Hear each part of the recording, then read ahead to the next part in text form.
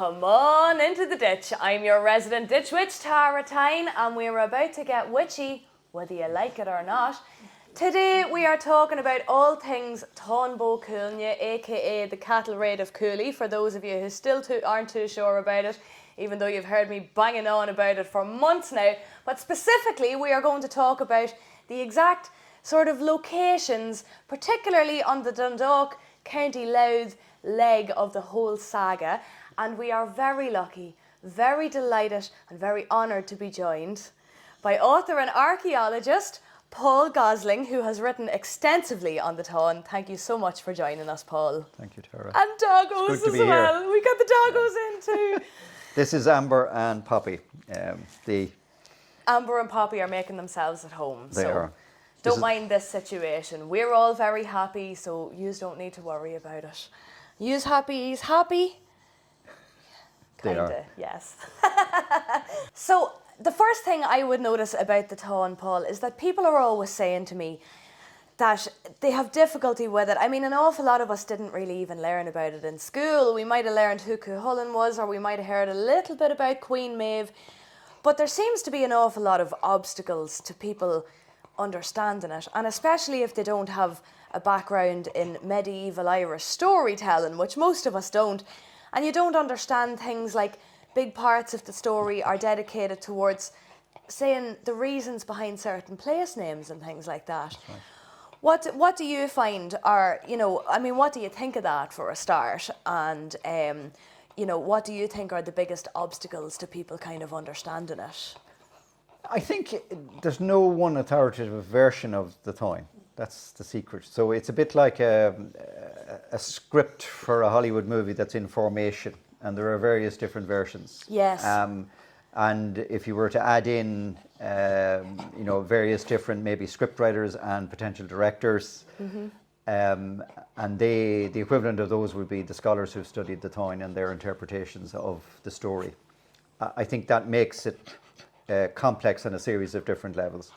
My own entry point to it has been place names, and because I grew up in Dundalk, I started with the place names that were closest to me, places like Tuberona and Fhar and Cuchulainn Castle, for instance. Yes, of course, Hollands Castle, which viewers to my channel will be somewhat familiar with. I'll put the link up here at the top of the screen if you want to watch the video I've already done about that, where I spent a couple of months trying to track down the reason behind why Hollands Castle, which is only a couple of 100 years old, is actually called Hollands Castle, because that's a thing a lot of us don't learn about in school.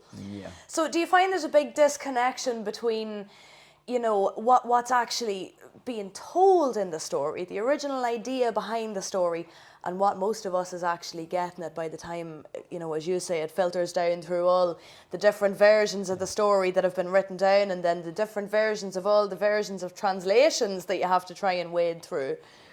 Yeah, those things are all of those things are there. And if you take the example of Cuchulainn Castle, our past in terms of structural remains is earth mounds. So Tara, for instance, is often a complete disappointment to people because on a bad day, it's just a grassy field. Even on a good day, there's very little shadow to pick out the earthen monuments. And if you transpose that to a place called Cuchulainn Castle, the first thing you have to realise that the name Cuchulainn Castle is less than 100 years old. Yes. And the castle referred to wasn't built by Cuchulainn, it was built by a man called Pirate Byrne in 1780. Yes. And therefore it's difficult to match the story to the remains on the site. And if you peel away the various layers that are in that magnificent monument at Cuchulainn Castle, you find out that the standing stone in the field is the only monument visible to the human eye which is broadly contemporary or would have been there at the time of the so-called Táin. Yes. Everything else is post-Táin in terms of date. And that's probably a good part of the reason why even our teachers in school would have struggled to explain to us. Exactly. They probably didn't know themselves where a lot of these things actually happened in the Táin Bó Cúailnge. Most of them wouldn't have studied it in college. Yes. Now, Cuchulainn Castle is one of the easier ones because in the Táin it comes out as the word Delga, and Delga gives you Dalgan, and Dundalgan gives you Dundalk. So it's not that hard to make the jump back. A place like Granard in County Longford, similarly, is spelt almost identical in the Táin to it is today. I think there's a one letter difference. But after that, many of the places have changed names. So I'm trying to think of something like Kells has an Irish name, Canonis, which we would be familiar with if you were brought up through the medium of Irish. But in the Táin, I think it's called Coolsealine or Coolsebring. And therefore, you have to to jump and where is that? Oh, that's Canonis. Where's Canonis? Oh, that's Kells. So it takes those leaps before you get into a comfortable position with it. And then when you go to Kells, you find out that there's very little written or very little local information about where the Táin took place in Kells.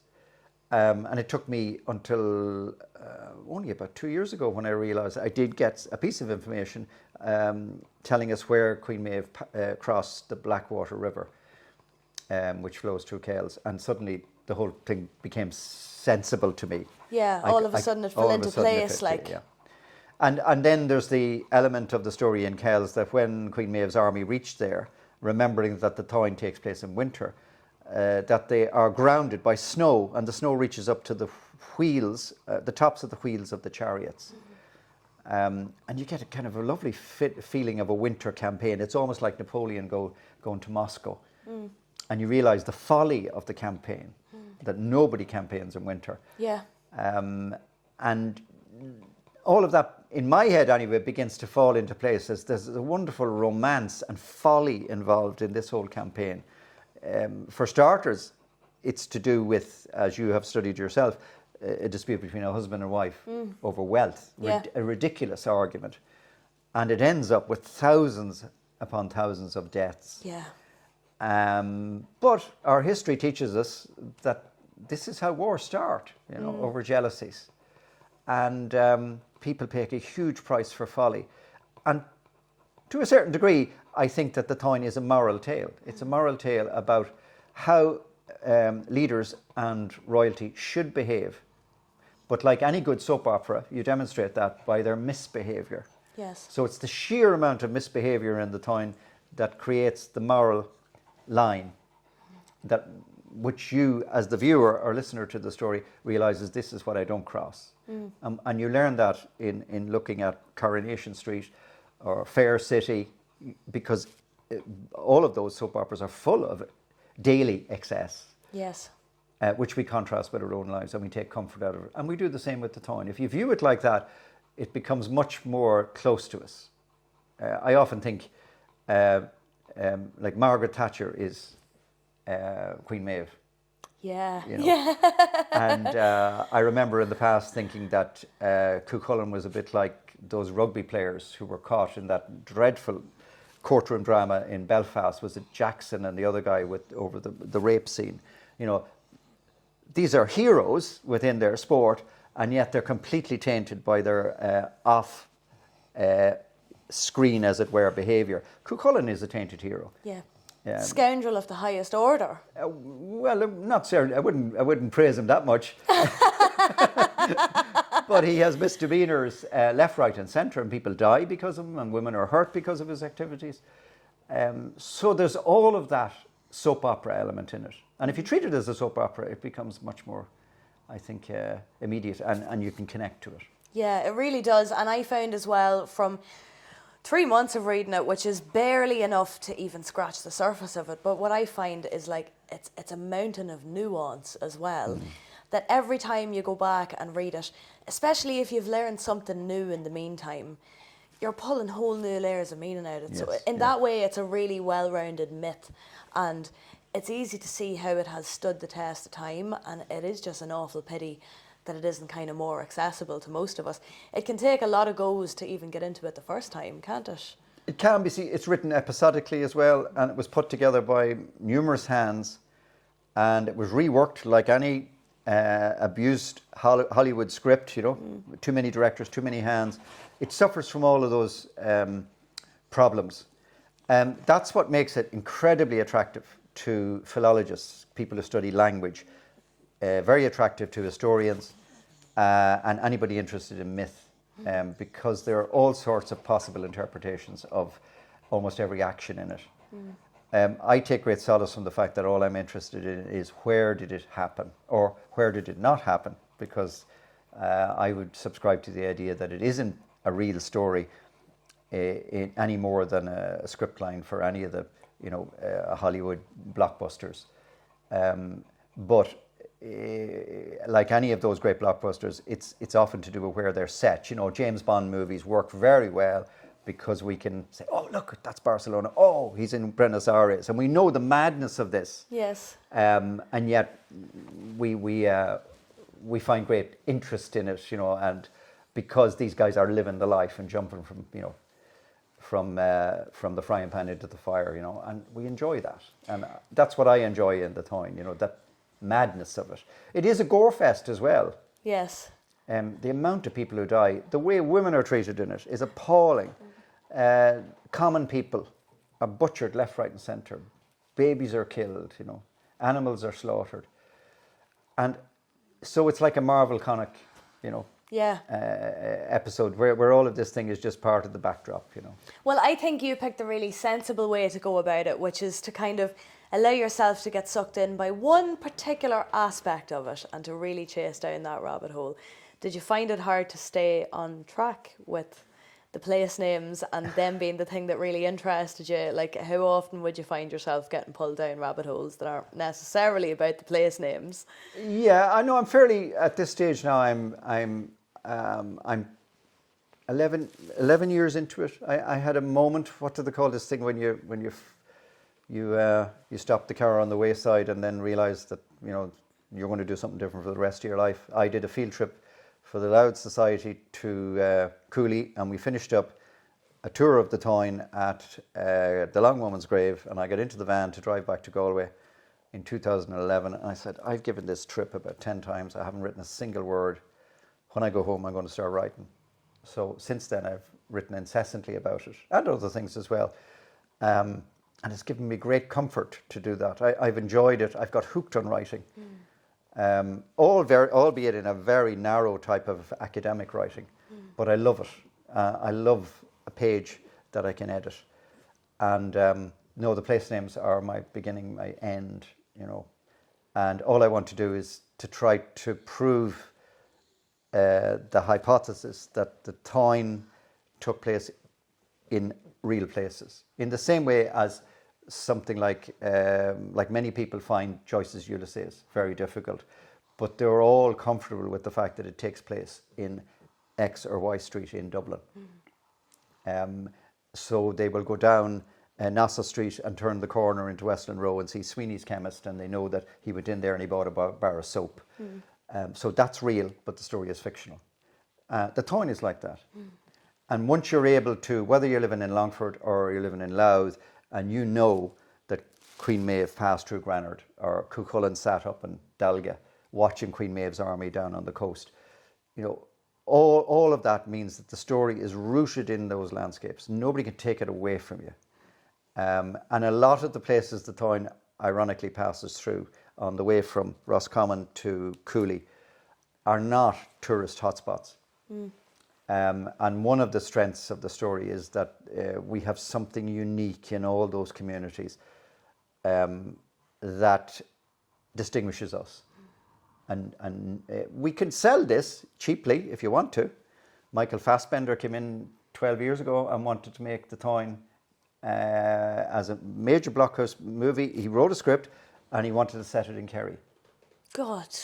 And I remember being totally taken aback by this. How could he do this? But he can do it, of course. And he can do it because we haven't made enough fuss over it in Louth or in Meath or in Westmeath or in Cavan. It touches Cavan, it goes into Longford in a big way, and it goes to Roscommon, of course. That's where it starts and ends. We haven't taken possession of it in this generation in the way in which we should. Yeah, I'm permanently terrified that Marvel or DC or one of them is going to beat us to the punch and maybe not involve enough Irish people or the right Irish people and make a complete hames of it as well. So that's always a fear. I'm really interested to hear you talking about the Hollywood end, because that's when I was doing my adaptation, and I know I only did one chapter, but I was thinking to myself, you know, who is watching telly? Who wants to see this story? And I took it from the point of view of what you mentioned earlier. It really begins with just one of those arguments between a husband and wife where he just says the wrong thing and isn't kind of quick enough to take it back, really. And they're up all night then arguing over it, and they're pulling out the sideboards and the armchairs going, well, that belonged to my mother and I had that before you came along. And he's going, yeah, well, I had this other thing. And it gets very petty, but it's very relatable. Even today, centuries later. Yes, same issues, yeah. It's like reading something that happened yesterday. So when I sat down to do mine, I thought, you know, who is interested in this domestic argument? Well, we tune into Netflix to watch that kind of thing. And that's who I had in mind when I started doing mine, was like, how does it look today? I kind of going off track now, but I didn't want to lean as heavily on the agricultural aspect of it, which I know is pretty much central to the Táin Bó Cúailnge, the cattle raid of Cooley, and it's all over this bull.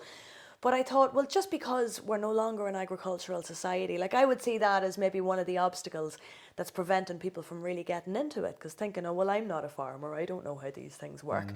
But you really don't have to be, because the characters are just so well rounded, and you know what happens is so relatable even today. So yeah, but it's more celebrity culture than it is farming culture. It really is, yeah, it really is. I noticed that. So it's place names mainly that you have spent your time on.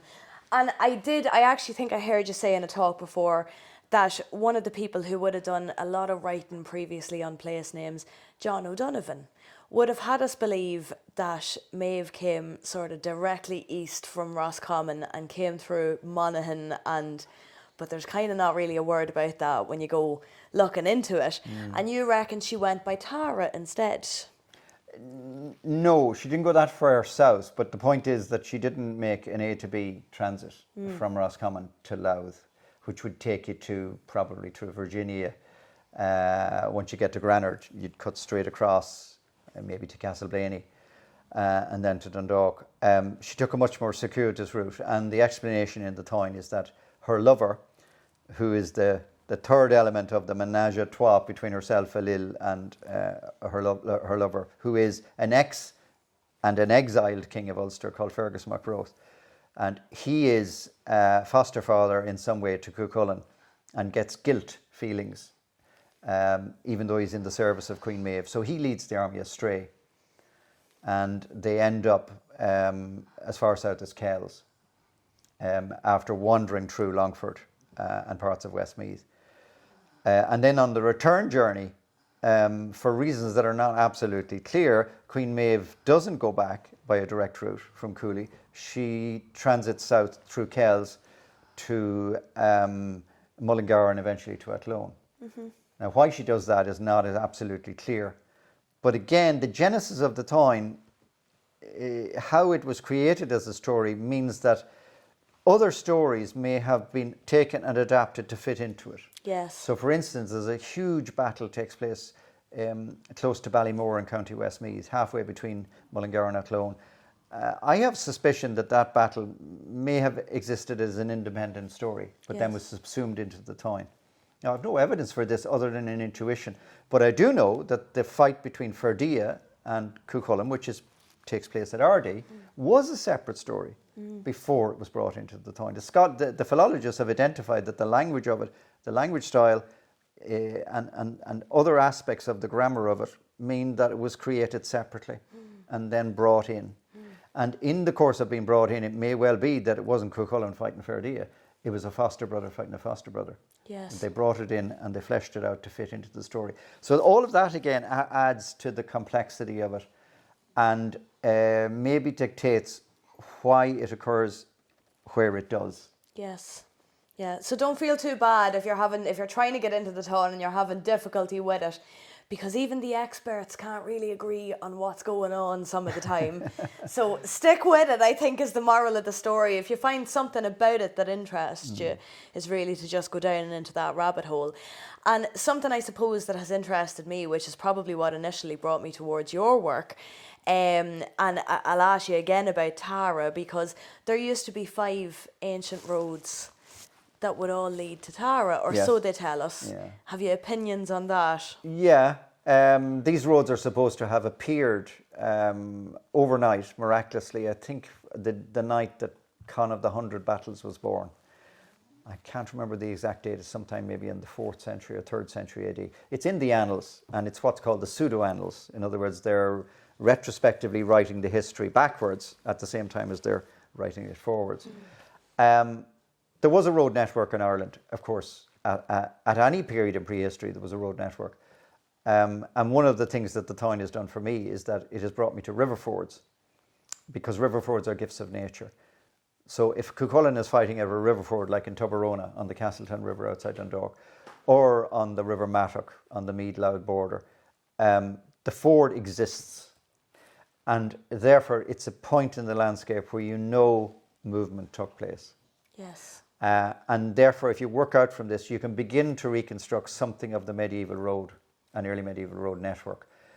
And that road network was a lot more complex than a series of roads radiating from Tara. And today, the parallel is a lot of roads radiate from Dublin. But that only represents 5% of all roads in Ireland.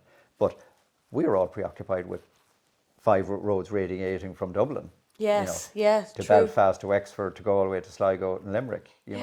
They are the great roads of Ireland today, but we all know that they don't represent anything other than a fraction of the total network. So I've been, one of the other things that's arisen from what I'm at is that in many ways I've stopped writing about the Táin for recent articles, and I'm now writing about roads, but particularly about fords, because fords are fixed.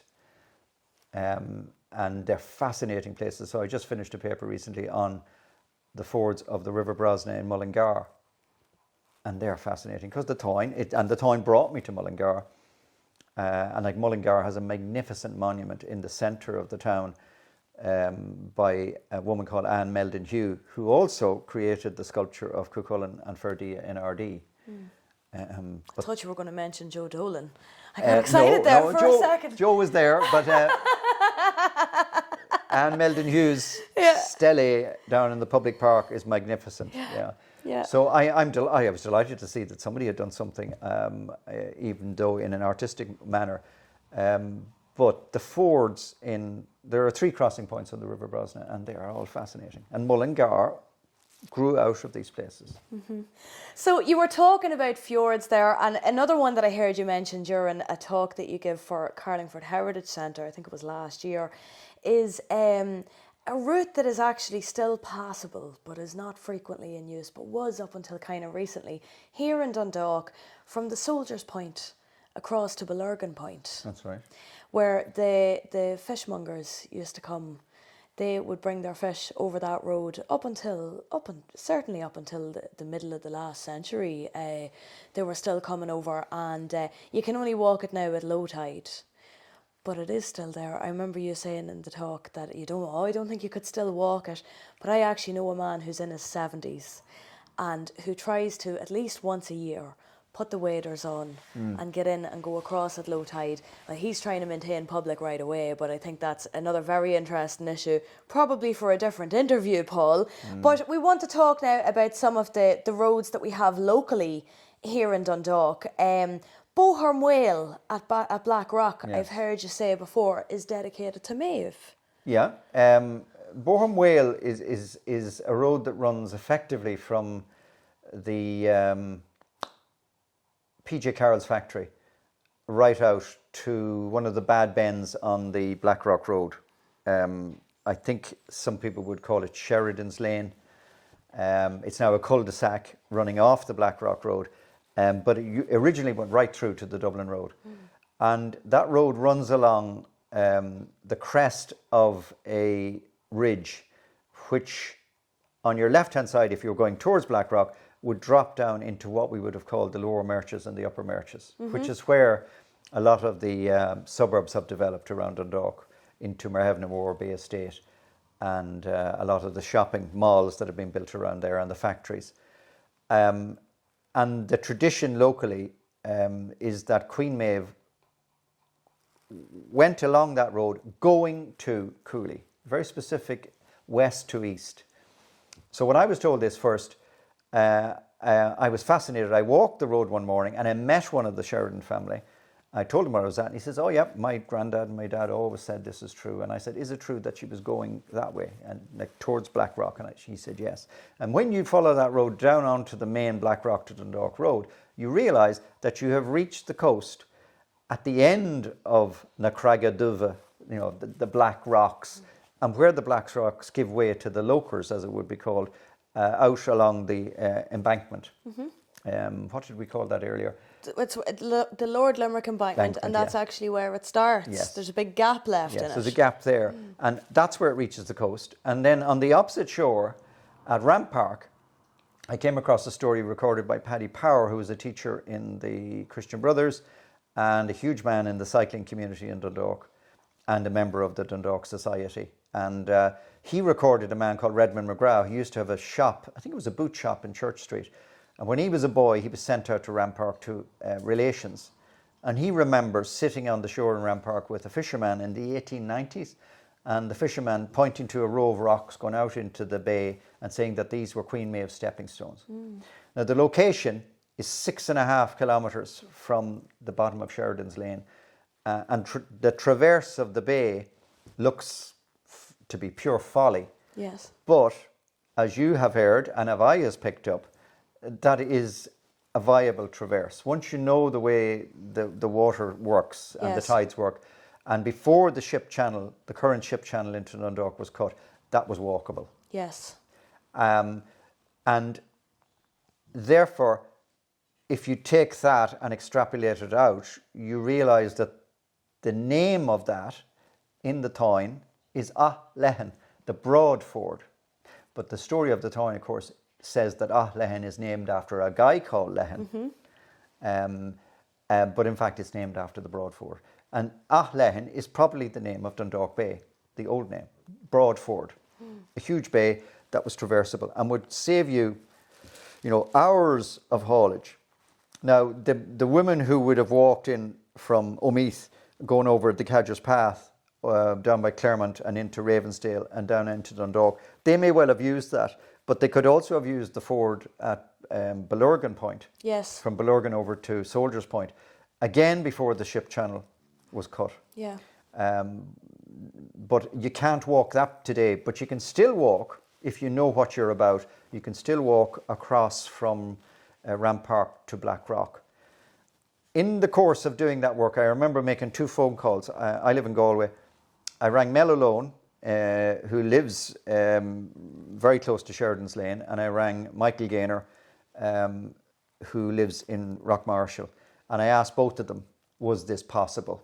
And both of them said that they weren't sure, but they'd check.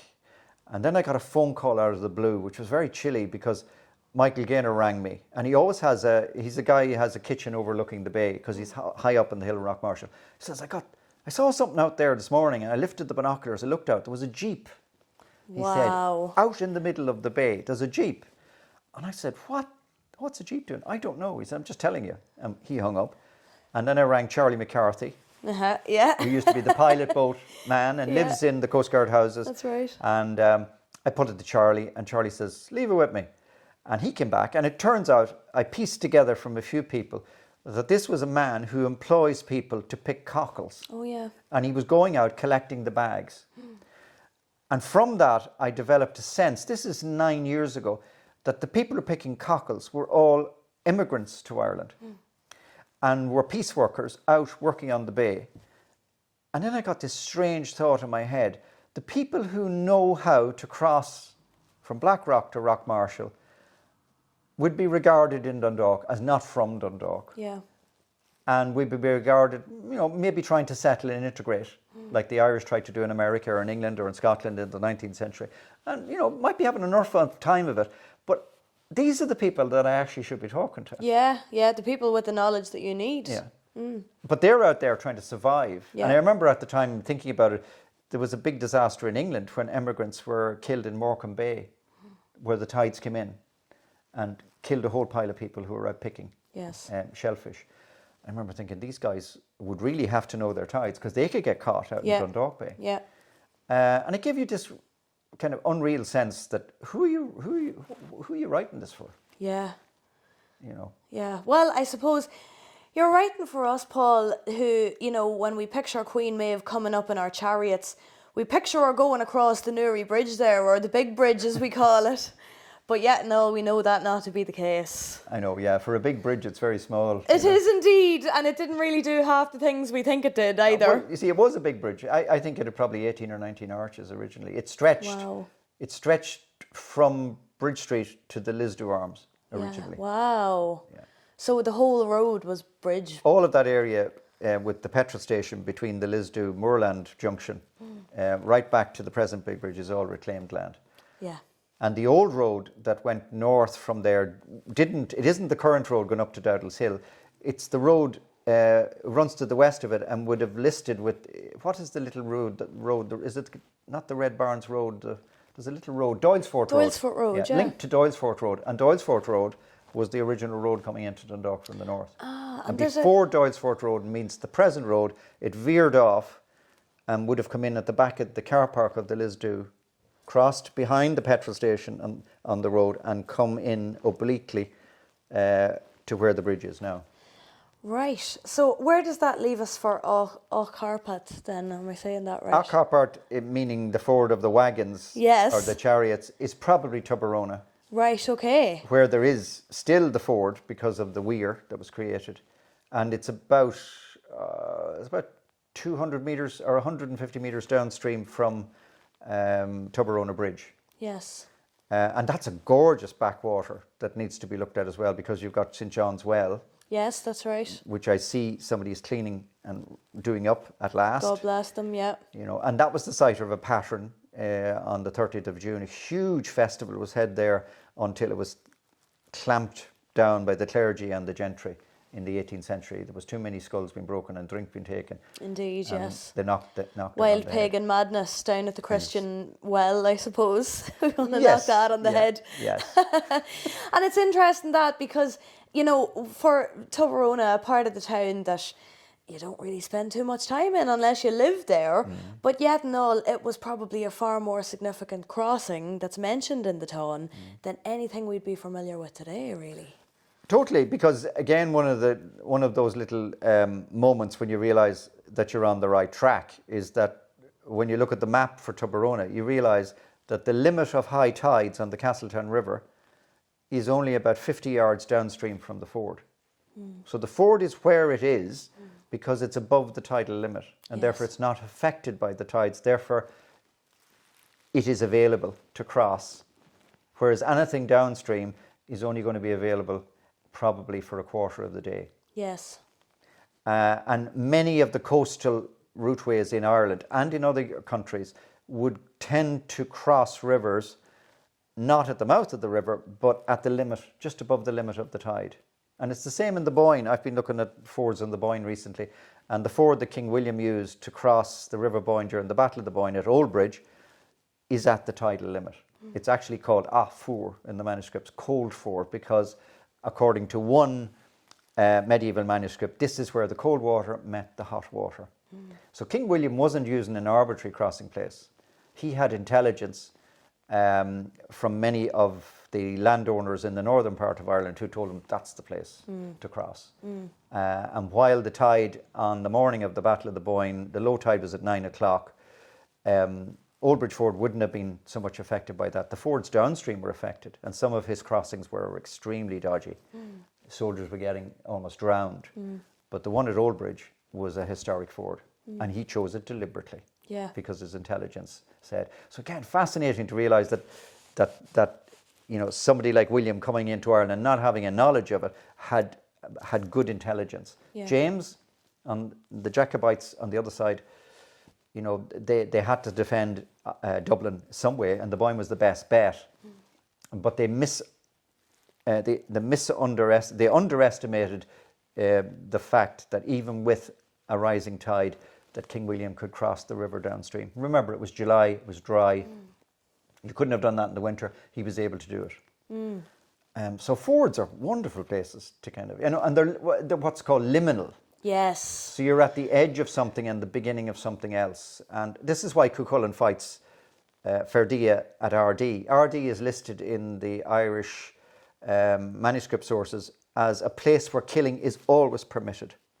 Wow. And it's a dark place. And even though in the story in which it arrives, I think somebody is hosting, Fionn McCool is hosting a warrior who's coming, whose particular aesthetic taste involves having human heads hung around the house while he's dining. And poor old Fionn is he's a problem because, he can't get enough human heads because there's a truce on in Ireland. Cormac MacArt, the High King, has called a truce and nobody's allowed to kill anybody. But then it's pointed out to me, you can always kill somebody at RD. I think that's a problem many of us relate to. We've all had that, where am I going to get more human heads issue, before a dinner party. Yeah. These are brilliant, Yeah, it is. Well, it is. I found... And it's OTT, which is brilliant. Exactly. I suppose it's like that with a lot of myths. But I have to say, and maybe it's just because I haven't read enough myths from around the world, I caught myself laughing more than once during the Táin. I know it's terribly tragic, very, very gory, but my God, there's a degree of humour in there, I think, that, again, is recognisable today. We can... It's just like it closes a gap of hundreds of years, and we're reaching out and laughing with our pretty ancient ancestors because the same things are still funny today, It's fantastic. It's a great story. One of the things that, for instance, I have learned from listening to scholars talking about it is that the names of all the characters in most of the Ulster cycle stories, but including the Táin, are ridiculous names. Yes. So Cuchulainn is called, the Hound of Coolin. Yes. That's a fairly mild one, but other names are outrageous, apparently. They're like Lady Frozenbottom from a Sheridan play. Yeah. And they were coined to entertain the audience, who would have chuckled away, at some of the bizarre names that were in. So we miss all that because we treat, I'm constantly worried, have I spelled Cuchulainn correctly? Yes, yeah. Even Táin Bó Cúailnge itself is a G before N or N before a G. Exactly. Yes. So we get all hyper over this, whereas, that didn't bother them. There was no strict orthography at the time, so you could spell a name in a variety of ways. But they had great fun out of what are often called drolleries. A drollery is where you smile inwardly. Yes. You don't belly laugh. Yes. But it strikes you at some subliminal level. But things are moving so fast that you don't dwell on it. Yeah. But the name is ridiculous. Yes. And one thing I will say for the medieval monks who wrote an awful lot of it down is that at least they left us with some of that. They weren't so strict that they removed all the crack out of it altogether. They left quite a bit of crack in there, actually. Yeah, and there was a distinction between secular and religious learning at the time. We have now got this division between church and state and religious doctrine and secular values, and we're preoccupied by it. In the past, it was a lot more fluid, I think. Certainly in the medieval past. And a lot of things were permissible that we would find perhaps shocking. But that's the way it is, and that's the joy in these things, Yeah. Just like, I often would be, I remember when I was rearing kids, I have 2 boys, and people say, don't let them watch The Simpsons. Simpsons is terrible, And I'm going, but you're letting your girls watch Fair City. I go, that's worse. Yeah. And you just go, what's going on here, Yeah. Well, I mean, here's me and you and plenty of other people as well, trying to remove the barriers between, like, your average person who doesn't have time to be sitting down and doing a degree in medieval storytelling, and trying to find those fun little gems to give to people. But for anybody, say, watching this who has never attempted to approach the Táin, who really only knows about Cuchulainn or doesn't even know that, what do you think that it is personally that we're missing out on the most from not having, like, say, a deep connection with this? The way, Roman myth, ancient Roman myth and Greek myth, they're a little bit more well known. They're taught to children in school. Not so much here. And what do you think is the biggest effect that that's having on us? Well, it might be unpopular to say this, but I do think in our efforts to make the Táin popular, we tend to simplify it and sell it to children. Whereas I think the Táin is an adult story. And if it was treated as an adult story, maybe even with a rating, some kind of family threshold, Yeah, kids should be in X-rated. bed. It would absolutely be X-rated. We might find it a lot more accessible. Yeah, and the kids might be more willing to read it as well then. If Of course. Of course. Can't wait to grow up and see what that's all about. So I don't know, I can't think of any parallels for that in terms of current cinematic or TV practice, but I do think that's one of the problems. We're tripping over ourselves to translate it into modern Irish, into modern English. But, if you look at the very different versions of the Táin, Lady Gregory had the first modern version in 1902. She took out all the tasty bits. Yes. Thomas Kinsella did a version in 1969, 1970, put all them back in again. Yes. And Kieran Carson has made another translation more recently, and it again is quite gritty. So it depends which version is to your taste. Kinsella was trying to revive the story so that it was, he says, a living story. So he had a real sense of the soap opera, I think, when he was doing his translation. I think what needs to happen is that his translation in many ways is the most satisfactory. I find it, though Carson's is equally good, that these need to be taken, as you say, put into modern dramatic or cinematic or TV form. And if that was done with the same seriousness as some of our modern novelists have been translated onto TV, I'm trying to think of that famous story of the schoolgirl romance that made a big noise on the TV recently. What was the name of that? I can't remember. I don't know. And it won all the awards. If you could pick one of those TV soaps and treat it like that, do it. I think it would work better as a series, a Netflix series. Yeah. Than an hour and a half or 2 hour film epic. Yeah, totally. Because there's so many spin-offs as well, and that's kind of why I was thinking the same thing as you. That a TV series, and all I could produce after, in total, I think it's been about 5 months now I've been working on it, is the pilot episode. But I'm hoping that it's tasty enough. It is this argument between husband and wife up all night, killing each other over this bull, or it's really about who has more, which, if you understand a little bit about how things went at the time, was actually a lot more important than it is today, say, for example. But it would still come into it with things like, when you go in on a mortgage, has one person got more shares of the house than the other does? And that can cause, quite a level of tension in a marriage. Which part of the Táin do you like best? What's your favourite bit? Oh boy, that's tough. I'm fascinated by Fhar, the daughter of Queen Maeve. If I'm not thinking about the place names, I'm thinking about her mistreatment. Yes. How she is basically offered by her mother to every warrior if they will go and fight Queen Maeve. Yeah. And of course she's throwing in her own friendly thighs on top of that at one point. Yes. So I'm fascinated by the interpretations as to whether Fhar has agency, independent action, or whether she's simply a little foil for her mother and father. All of this, of course, is within the frame of how not to rear a daughter. Yes, exactly. So I'm quite fascinated by that, because Fhar itself is a fascinating name, because until, I think, the 1960s, nobody knew what it meant. And then somebody cracked it. I'm trying to think of the scholar. I think it was T.F. O'Reilly. He cracked it. It means white water. But Fionn often was taken as fair-haired. And the Avar element, A-B-A-I-R, was often brow.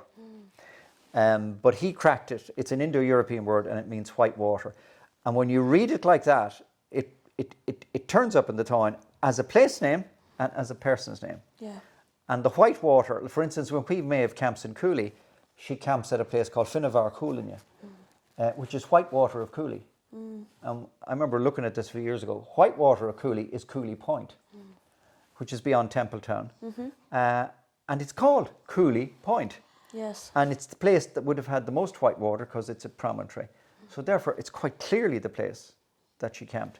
But there is a Fhar Sleve, white water of the hill, and there is a white river in the hills overlooking Ardee from the south, near Cullen. And that's a Fhar Sleve. So this juxtaposition between the name as the name of a young woman, the name of a hill, the name of a coastal promontory, that's one of my favourite little you know, and you're in and out, weaving in and out of personality and action into places, Yeah. which can be passive. And then she's a woman, she has agency, and she dies in Fhar Sleva. She dies of a broken heart because she realizes how many warriors have died because of her mother's actions in selling her effectively. So many warriors. 800 warriors died fighting over her, whether they got her or... So I find that aspect of it, which again turns up in modern storytelling about, you know, abusive relationships between mother and daughter. Exactly, yeah. And of course, where's the father in all of this? Exactly, yeah. Well, I mean, it's two large gets away with egos it, at play, really, as well, isn't it? And it's kind of when parents aren't paying enough attention to the needs of their children and the next generation and all the allegory of that. And it's funny because, you know, there's probably people driving in and out to work in the Fhar industrial estate every day in Dundalk. I was responsible for that, by the way. Were you? I was wondering who it was, but of course it was you. And were you naming Athlahan housing estate up there as well? No, I didn't get involved in that. But I worked for Dundalk Dundalk Council in 1979-82, and they were designing the housing, the industrial estate at the time, and they asked me for a list of names, and I gave them a list. And unfortunately, I didn't give them the phonetic pronunciations. So it's called Fhar Industrial Estate. Yeah. Its correct pronunciation would be Fhar Industrial Estate. Yeah. And Fhar is Fionnuala. You know, it's cognate with that. It's soft, you know. Yes. But anyway, it's there. It's there for us to mispronounce as much as we want. No, it's a new pronunciation. And it has stuck, you know. Yeah. Well, it has a nice ring to it, even when you say it wrong, I suppose. Exactly. This is a bit of a one out of left field now, Paul, and it's about Hollands Castle. And you mentioned earlier about the pirate burn. And something I've noticed as I've been trawling through the Dukas Schools collection archive online, looking for stories about Hollands Castle to make that video that I did last year. And one of the motifs that keeps coming up in various different forms is treasure.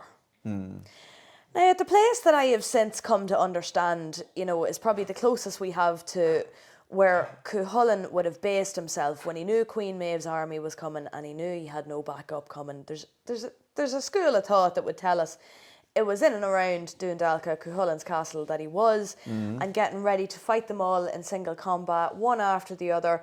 This absolute siege that he had to do single-handed. And yet we're talking about treasure being buried at the place. What do you think is that? Like, how did people go? How do we not remember it for Cuchulainn? And how did it become about? Some people say Cuchulainn's treasure is buried there. Some say it's the pirate Burns treasure. But I think we can all agree there's treasure in yonder hills. So where do you think that has come out of? With all the archetypes we have to work with there, you know, is it that just the gold needs to be added to it, or do you think it's the gold of story, that there's more to the place that we know about, or? Well, the whole treasure hunting phenomenon, which, you know, is huge in Britain, has a presence in Ireland as well, and we're affected by British values, like it or not, because we're exposed to them. And there is a TV programme, I think, in England which celebrates treasure hunting with metal detectors. That's crept in. So sites like Cuchulainn's Castle would be the obvious focal point for treasure hunting, which, by the way, is illegal. You're not allowed to metal detect don't do it. Just don't do it. The confines or close to an ancient monument. But it's that simplistic kind of, you know, treasure is... That's why you are interested in the past, to find the cache of gold, whether it's Darby O'Gill and the big pot of gold, or whether it's something out of European fairy lore, which says that there's a cave with treasure hidden in it. It also goes down to what you define as treasure. You know, people often would bring me something like a polished stone axe head. And the question will come, how much is it worth? And I would often, first thing is, where'd you find it? I found it in a ploughed field, or I found it in my granny's drawer when we were cleaning out the house. If you found it in your granny's drawer, its value as archaeological treasure is very low, because you don't know anything about its history. Yeah. Just like a painting that turns up at an auction and has no provenance, its value is suspect. If you found it in a ploughed field, its value is greater because you have a location, even though it's in plough soil. If you find it on an archaeological dig, its value is much higher. So there's what's called cultural value, and then there's what's called antique value, which is, Antique Roadshow or any of those shows to do with the intrinsic value of something. If it's got a crack in it, it's worth less than if it's perfect. And yet, a crack will tell you a lot more about an object than a perfect one will. Yeah. Because you can examine how the fabric was made, and that'll tell you something about the technology of the society that made it. So this whole idea of treasure is very simplistic. I'm not sure that this cache, what do they call that? When you're geocaching. Oh, yes, yeah. I'm not sure if that helps the situation or not, even though it's very benign. Yeah. But it's still got this tag, geocache. Yes, yeah. And our society is, it is completely convulsed with the idea of instant wealth, whether it's the scratching cards or doing your lotto every week or going on any of these shows where you have a business idea. The entrepreneur is king, and it's all about wealth accumulation. I think this is all a spin-off of it, and it's not helpful. So colonialism then, basically. Oh no, it's capitalism, raw capitalism. Yeah. Yeah. Well, I would argue these days they're becoming more and more alike. But I mean that's fascinating. And to think that the treasure we could be going looking for is how not to be in a marriage, or how not to rear your children, or how not to, do the mistakes of the past over again. Yet the thing that pervades, and maybe it was the reason that parents just got their children to go outside in the 1930s, is go on up there and play now, there might be treasure. Yeah. And remember, of course, there is the pirate tag. Yeah. Why is Pirate Burn called Pirate Burn? Yeah. I haven't seen a good reason yet as to why he was. Perhaps he was smuggling. I heard he was a bit of a smuggler. Yeah, maritime smuggling, not cross-border smuggling. Yeah. But it's a kind of romantic tag that's stuck on. And of course, once you get the pirate, there has to be a treasure. Yes. But the treasure in Hollands Castle is the fact that there are 7 layers of activity at Hollands Castle, right up to the fact that there was a museum on that site which was burnt down during the Civil War. And we're about to investigate the Civil War. And I would put it to the local historians, tell us the story of how and why one of the first regional museums in Ireland was burnt down. Yeah. Who burnt it and why? It's very hard to find out. Yeah. And from what I've gathered, the most common theory is that it was actually the IRA did it, so to prevent it being used by the Brits. But I'm actually... No, by the Free State. Oh, by the Free State, right. It was during the Civil War, remember? Oh, yeah, it's right. It's when you try digging into it, there's so many conflicting theories. But I have tracked down a man who remembers speaking to the last woman to live in Hollands Castle. But she was the caretaker's family. She was the caretaker. Yeah. So I'm actually going to interview him on Tuesday for the episode on Hollands Castle. Brilliant. Because that's kind of the one. I wanted to get a bit from yourself about that. But Damien was a boy growing up in Fatima, and he remembers speaking to this older lady, much older lady, and thinking for a while that she was maybe not quite all there. Or you lived in Hollands Castle, sure, that's an ancient old thing. There's no way you lived. That's been in ruins forever, But No, she did. She lived there, and as a woman, by herself, essentially. I think she had 2 sons. The position of strength and trust that she had to be let live up there by herself. Well, she had a family because there was her husband. There's a husband involved as well. Was there? I haven't heard any mention of him. In the documents, of course, he's the one that's mentioned, not her. Oh, right. But there was a family living there. Yeah. And they had a tough time because they were, I think they were turfed out at one point. I'm not sure by which side. But the story of that, everybody rails against the burning of the forecourts. And the great loss that was with all the documentation that went down from the Public Record Office. But nobody talks about the fact that Hollands Castle was burnt. And I haven't checked this out yet, but I'd love to find out, confirm, it's the first regional museum in Ireland outside Dublin. And it was burnt to the ground in the Irish Civil War. It's a huge cultural loss.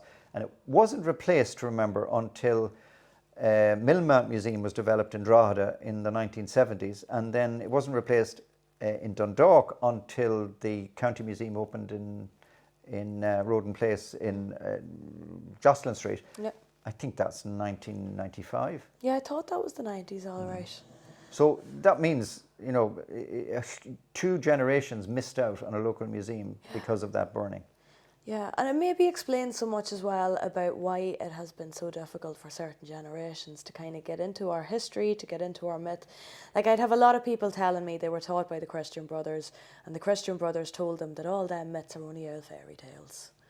Do you know, that there was a whole, you can't give in to make-believe kind of thing. And I suppose when you haven't got a museum there showing you your history and linking you to the past, That's right, yeah. it's maybe a little bit easier to become more interested in ancient Rome and ancient Greece, and they have and ancient Egypt, these great artefacts that they have.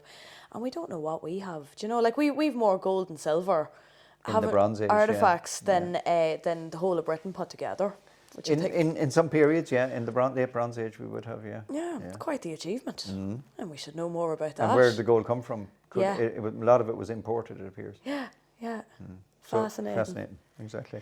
Look, it's been a hell of a talk, Paul. We've fairly gone through the minutes there on the camera. I can see it. But thank you so much for joining us. It's been so enlightening. And sure, we might get you on at another point. And maybe we'll come to you the next time. Okay, thank you. So hit subscribe for more fun and witchy adventures. I upload as regularly as I can. I'm doing my absolute best. But for now, it's Slán agus Beannacht. Goodbye and good luck to you.